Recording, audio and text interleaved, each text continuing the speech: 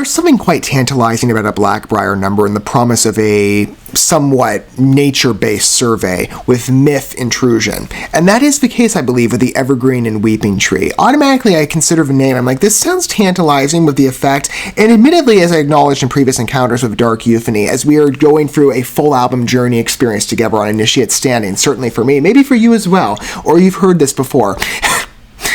I'm really late to the party. I promised this was coming, but it's taken me much longer than I expected to hop back on the BLACKBRIAR train for a full debut, but I held out. Again, we're taking an Initiate experience together as promised, and it's not one I've regretted in any way.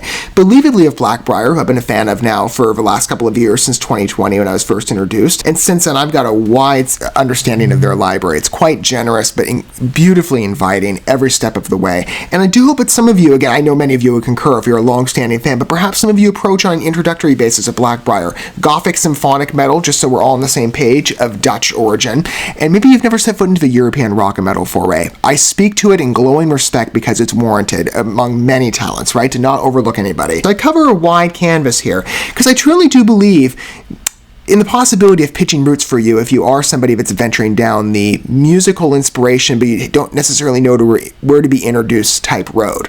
And that we take collaborative journeys together. I think music is better enjoyed in company. And BLACKBRIAR, Dark Euphony totally qualifies within that. I'm so grateful that I decided to take this journey with you mutually. My first ever BLACKBRIAR full album enjoyed in mutual allowance of company, or allowance for mutual, I guess is a better way to order those words. But each piece we've humored together on account of the first four and any preceding single debut, it's been a welcome retreat. And the rest of the album in full has spoken to that. I would imagine the Evergreen and Weeping Tree is following suit. It's been believable, again, when you've experienced BLACKBRIAR as much as I have, you know what you're in for. And if you have not experienced them yet, I think you're going to be in for a fun ride. The Evergreen and Weeping Tree specifically, I've already skimmed through the lyrics. This sounds incredibly inviting. And as I've specified before, I am operating for a good selection of these videos in a bit of a difference in appearance, right, based on the lyrical interpretation of understanding what we're in for. Typically, BLACKBRIAR, again, centers a lot of their attention on myths and dynamic storytelling, of course accompanied with beautiful scores and transfixing vocals. Believably from Zora, I love listening to her, alongside many other leading female singers in the European respect, and there's quite a number. When you witness her delivery, you'll understand why. But for a good selection of these numbers, I am operating void of declared band statement on inspiration. If I do declare anything that in the end ends up as not the correct inspiration, it's just based on what I'm extracting. And what if my searches are in fact correct. With the Weeping Tree, I consider the mythic basis of how BLACKBRIAR generally on narrative exploration is oriented, and I'm pretty sure that this is speaking of, the tune totally points in this direction. The subject happens to be, I believe, a weeping willow, right? Those trees that we see in nature that the more you study them, the more beautiful they become. Even though, at least on first impression, you're like, this doesn't look like a tree to me. It looks like a giant bush with a stick in the middle. Like the limbs don't seem right. But there's a beauty to creation. The symbolism I was not aware of. To source this correctly, I think I'm pulling this quote from Garden Nerdy. I don't know where the myth origin was, by the way, but they say, according to a popular myth, the tree once stood erect and strong. However, the death of a pair of lovers so touched the heart of these trees that their branches drooped in misery and could never rise again. That's probably what they're speaking to, because as you look at the narrative, and this is again what more so clued me in on that analogy, the way the song is written closely aligns with that lover's translation of what the weeping willow represents. But this will be a curious song to listen to and, of course, experience mutually, but a delightful one, I'm sure, in presumption. That's been the story of a BLACKBRIAR, a Dark Euphony in general. And to any credit of BLACKBRIAR's work, if you've not been introduced yet, this could be your first opportunity, but one I think that will be quite welcome to you. I would recommend it, since we're on track 5, little near halfway through the album, that you go back to the first origin track if you've not been introduced yet, that being an unwelcome guest, and listen to the first 4 and then return, because it is to your advantage, I would say, based on those initial encounters. It's been something special with this release, but maybe you're approaching now. Maybe this will be a good first footing for you into BLACKBRIAR.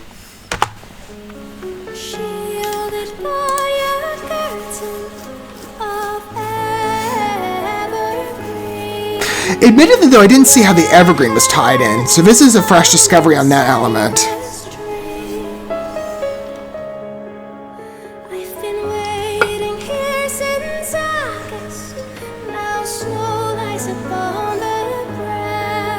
Visually, it's great, and the softer mood is a nice pause to the overall album.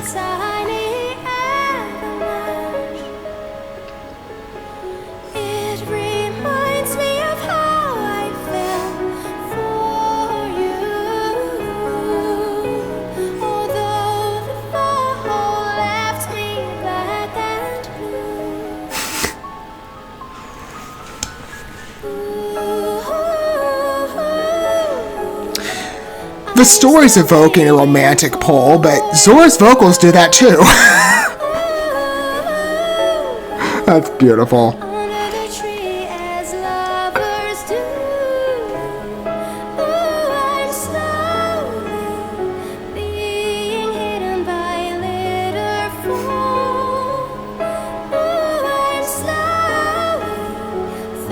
Nice differentiation on the pattern of a yell there. Good contrast.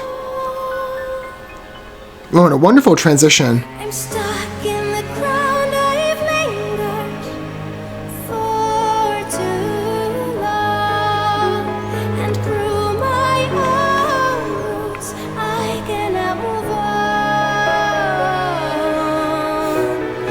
I have become a weeping tree on a gloomy day, not green nor yellow. The mood is established very well, even with, again, these points of jumping. Because now we can fall into a tragic facade, even though that was evoked in the origin verse. Yeah, it really becomes clear. Under the tree as lovers do,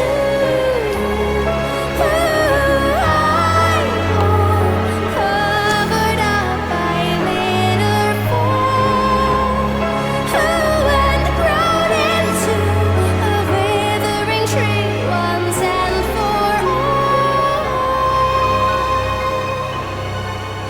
We only have one verse to go. And this is according to this lyric page. But still 2 minutes in the song.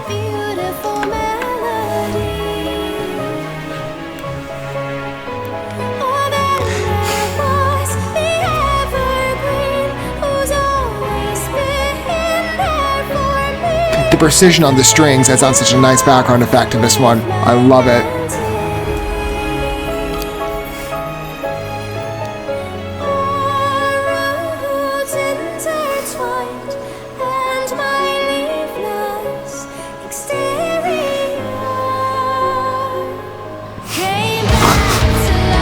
What beautiful exploration with this one.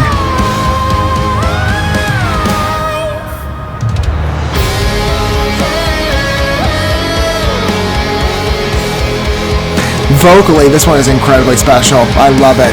It's a highlight of the album. And it's so true to the divergence of and the unexpectancy of symphonic metal.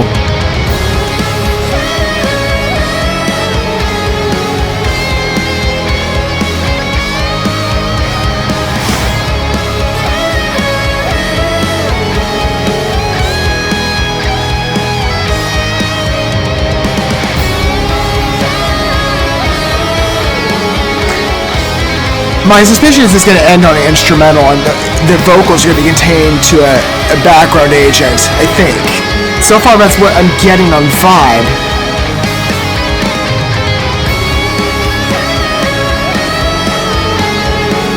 And I don't mind it, I think it's a good choice.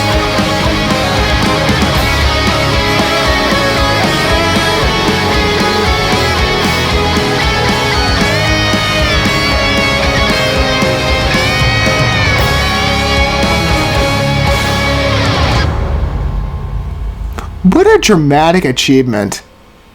That piece is one of my favorites on the album so far. I think the evolution is incredibly intricate, but rewarding. Wouldn't you say so?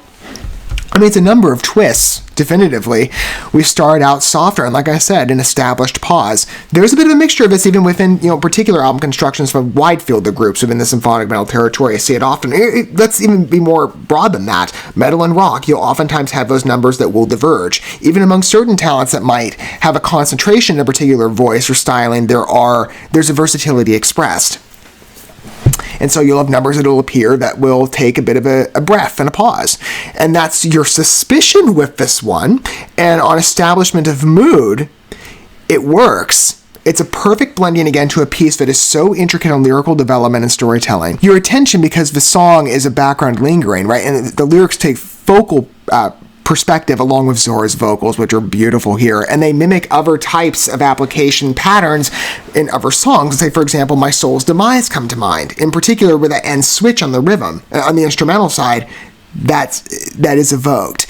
And speaking of My Soul's Demise, those inflections, remember that encounter we took, if you remember that journey with me? Still, every time I listen to that piece, and it's a frequent replay for me, in particular of A Dark Euphony, it's a favorite. Like this one will be a standout, predictably. It just has that appearance for me right now on a first encounter, but I always think back to that sensational moment after slowly entering the third chorus and after the bridge.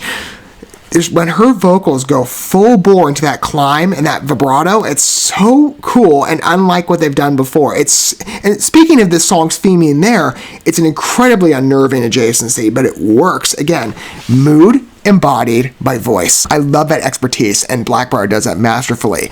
The touch again of the romanticized feeling, again with the tragic, melancholy setting, embodied well not only by the narrative, how I felt, and the visual of the weeping tree. I've become a weeping tree on a gloomy day, not green, nor yellow, but withering gray. And what was that ever? Yes, I'm slowly being hidden by litter fall. Speaking again of uncommon words, again, I love this revival on old language terms. Even I had to go look up a definition in preparation, like, what is litter fall? I've never heard that. Maybe a word we should use more often. I'm going to. They're bringing back, I've said this with respect to previous numbers, I think the last one in particular, or maybe the preceding one, I forget exactly which one it was, it may have been preceding. Anyway, some of their pieces are bringing back older terms that just aren't in common speak anymore. Litterfall, I've never heard that. Or speaking in respect to the cause of shipwreck, again, the selection I brought up before, concupiscence, nymphomaniac, venereal. Like, when are these terms ever used? Maybe it's just my social settings. I never hear anybody I know use them. I'm going to start, we'll see. I'll probably get the confusing eyes too, as much as I experienced this piece on fresh investigation of a lyric witness, and I'm like, what does that mean? That's probably where I'm going to get in stares. If I try employing litterfall as a term, I would think. I really appreciate, though, the picture that's painted here. And again, the tragedy embodied well in the visuals. A colorful piece, intentional, and the nature theming. Again, it sits in well with my personal interest as a pastime. It's a fun experience. Snow lies upon this branch, falling on me like a tiny avalanche. It reminds me of how I fell for you. Isn't that just... It's such a nice analogy. I love it. But as we grow, I'm sitting there looking at the song, as I noted, 2 minutes. How are they going to wrap this up? Because it's such because you look at the lyric window, I'm like, it cut off there. There's not anything left, so we still got 2 minutes of the song to go. What is it going to evolve into? An instrumental on the harsher route. I really like the switch. It works. It's a nice scoring. In fact, it's an entire switching of roles, right? Zora instead takes on background footing of the song where her O's are what's carried through, and that's the lingering agent where the riff becomes prominent. I really like that switch. It creates such a transfixing experience, again, of unexpected departures and destination, but still a fulfilling journey all the same. I really like that one. A number with a lot of potential, but the more you consider it and you think of the experience, and even just when you peruse again particular subsections within the song, there was this evergreen who, as I sang my elegy, only heard a beautiful melody. It's just, the end section too, that one really caught my eye. Our roots intertwined and my leafless exterior came back to life. Isn't that just beautiful? Talk about evoking romance in song. Instantly creates this allure effect. It just conjures it immediately. And with this song, you can't escape that feeling. I love it. The Evergreen and Weeping Tree, top favorite of mine on the record. And so far, every piece has spoken to that. We are how many away from our completion run, in fact? Following this, 2 more to go. Okay, with, We Make Mist and Fumbleina. Okay, so we're jumping a bit in our chronology as survey. Now, again, on previous encounters, maybe some of you are not introduced to my work yet on my journey of BLACKBRIAR. We have humored selections of A Dark Euphony again in single release order. So My Soul's Demise and Cicada have been addressed previously. In our mutual journey of the album's completion, we're going to be jumping up to number 8 with We Make Mist. A Dark Euphony really is a delight of a construction. I love humoring it with you. It's a great experience. I'd love to hear what your thoughts are on the Evergreen and Weeping Tree. It touches me as a piece. I love the effect of it in the nature coverage and the way it's told in song and on vocals. It's beautiful. And the decisions, again, on particular constructions of this tune instrumental side, incredibly welcoming, makes for a top tier favorite for me. But of course, I'd love to hear your opinion down below and your vantage point of approach. Longtime fan, fresh listener, what do you think about this? 5 steps in, actually considering the previous 2 encounters as well of what we've taken, so far 7 in total. This has been such a welcome retreat. I love a dark euphony. I knew it would impress. BLACKBRIAR always does. Common statement I'm making today, but deserved. And I'm sure going on, it will also mimic that same type of spirit. It always does with this band. I love highlighting their work. Thank you so much for watching this video. Before you bounce, feel free to drop a like and comment, subscribe to this channel with a ding on the bell, and share this video with your friends. And consider checking out the description here. There you'll find links to my other channels, as well as addresses to my other social media accounts and ways you can help support my work if you feel so inclined. May God bless you, and looking forward to when our paths cross again.